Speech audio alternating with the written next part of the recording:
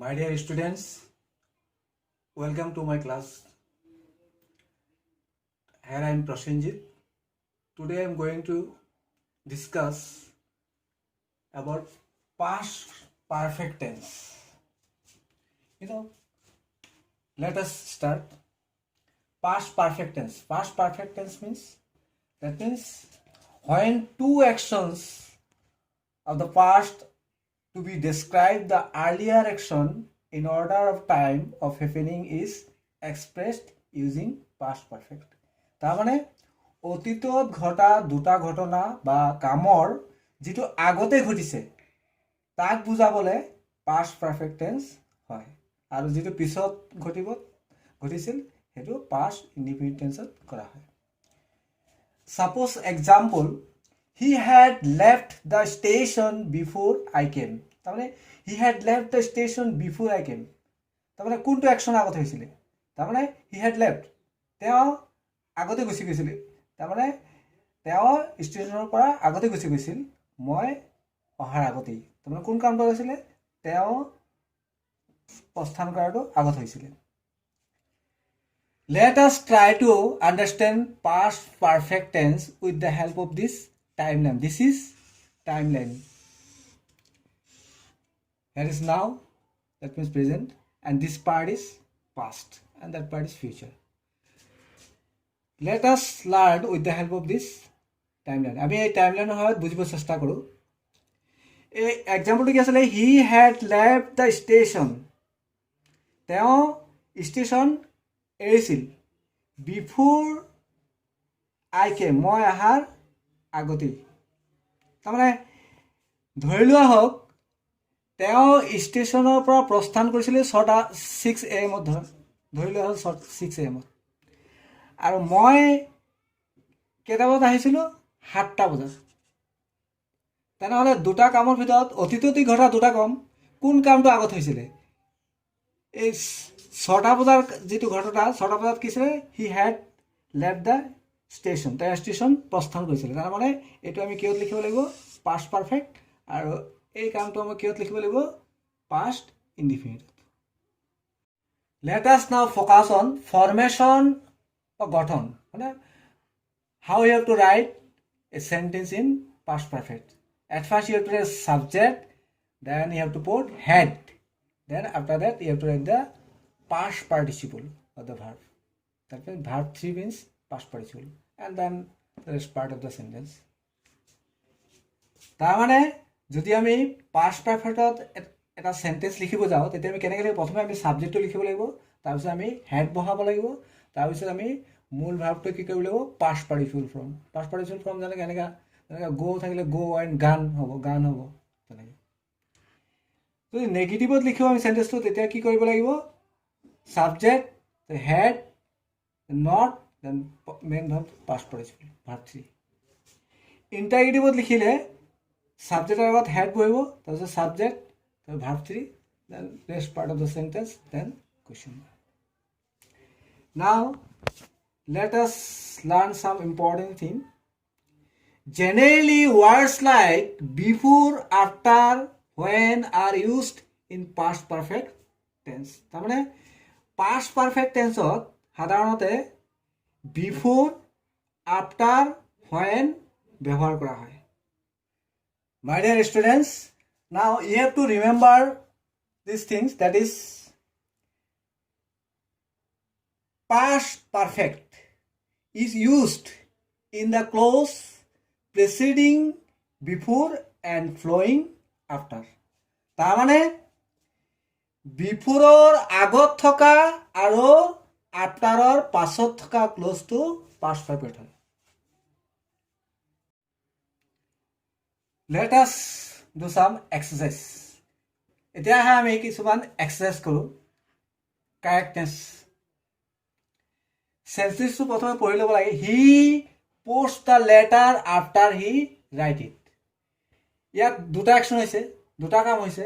এটা হ'ল চিঠিখন পোষ্ট কৰা আৰু এটা হৈছিলে চিঠিখন লিখা. এতিয়া কোন কামটো আগত হৈছে? এতিয়া তোমাক সেন্টেন্সটো চাই বুজি পোৱা গৈছে যে চিঠিখনে আগতে লিখিব লাগিব, তাৰপিছতে পোষ্ট হ'ব. তাৰমানে যি কামটো আগত হৈছিল সেইটো হ'ব পাষ্ট পাৰফেক্ট তাৰমানে এই পাৰ্টটো এই একশ্যনটো this action you have to write in past perfect and this one you have to write in simple past how will you correct it? He past form is posted the letter after subject is here he, then you have to write had. Past participle of write is written, WRITTEN, written it. Number 2, the bird fly away before the hunter fired his gun. তাহলে ইয়াতো দুটা action হয়েছিল তার মানে কি হান্টারে fire করার আগতেই চৰাইজনী গুচি গ'ল তাহলে কোন কামটা আগত হৈছিলে দ্য বাৰ্ডে উৰি যোৱাটো হয় নাই চৰাইজনী উৰি যোৱাটো আগত হৈছিলে তাহলে we have to write this one in past perfect, that is the subject is here the bird. After subject what you have to write had, আমি কি পাব লাগিব had, and this one three form of fly, that means past participle flown, FLOWN, flown away before the hunter fired his gun. Number 3, when we reached the station, the train already left. তার মানে কি আমি যেতিয়া station পাইছিলো the train already left, তার মানে ট্ৰেইনটো আগতেই গুচি গৈছিলে তো ইয়াৰ কোনটো অ্যাকশন আগত হৈছিলে ট্ৰেইনটো এৰাটো হয় না তেনেহ'লে আমি এইটো কিহত লিখিব লাগিব পাষ্ট পাৰফেক্ট কি হ'ব when we reached the station, the train had already left. That is the past participle form of leave is left, L-E-F-T. My dear students, let us recap what we have learned today. আমি আজি কি শিকিলো আমি শিকিলো যে past perfect tense মানে কি অতীতত সম্পূৰ্ণ হোৱা দুটা ক্ৰিয়াৰ বা দুটা অ্যাকশনৰ কাল বুজাবলৈ আগতে শেষ হোৱাটো ক্ষেত্ৰত past perfect আৰ পিছত হোৱাটোৰ ক্ষেত্ৰত simple past আকৌ এবাৰ মই দেখা The train had left before we reached the station.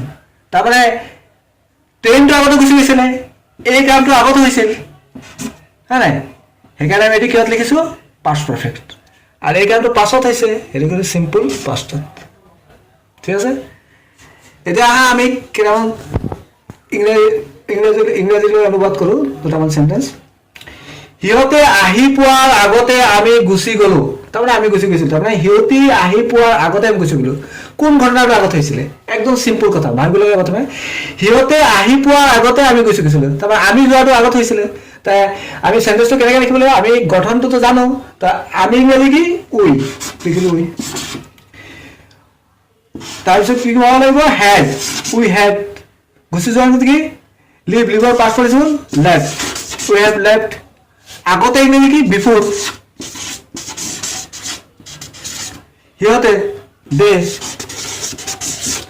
অহাংৰাজী কি কাম কামৰ পাষ্ট ফৰ্মটো কি হ'ব কেম ভেৰি সিম্পল একদম ইজি হ্যাঁ মই এটা কথা কৈছিলো যদি বিফোৰ ইউজ কৰা হয় তেতিয়াহ'লে পাষ্ট পাৰফেক্টটো আগতে হয় আৰু আফটাৰ ইউজ কৰিলে পাষ্ট পাৰফেক্টটো পিছত হয়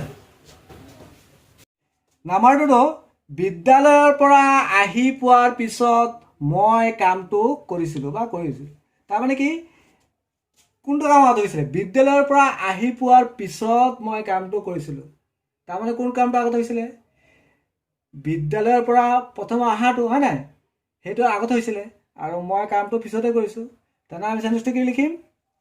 ইয়াৰ উত্তৰটো আমি লিখিম, মই কামটো কৰিছিলোঁ ইংৰাজী কি? আই, এইটো পাষ্ট চিম্পল পাষ্টত হ'ব। আই কাম কৰা ইংৰাজী কি? ডুৰ পাষ্ট ফৰ্মটো did. I did the work. ক'ৰ পৰা অহাৰ পিছত? বিদ্যালয়ৰ পৰা। আফটাৰ আই হেড, কামৰ পাষ্ট পাৰ্টিচিপলটো কি হ'ব? কামেই হ'ব নাই? Came back from school.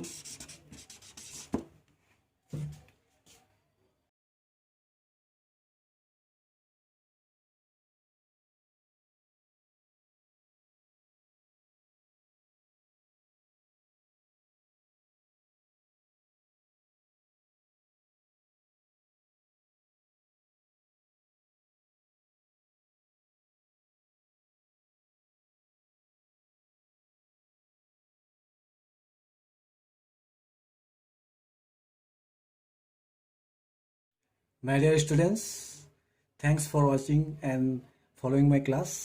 See you in my next class.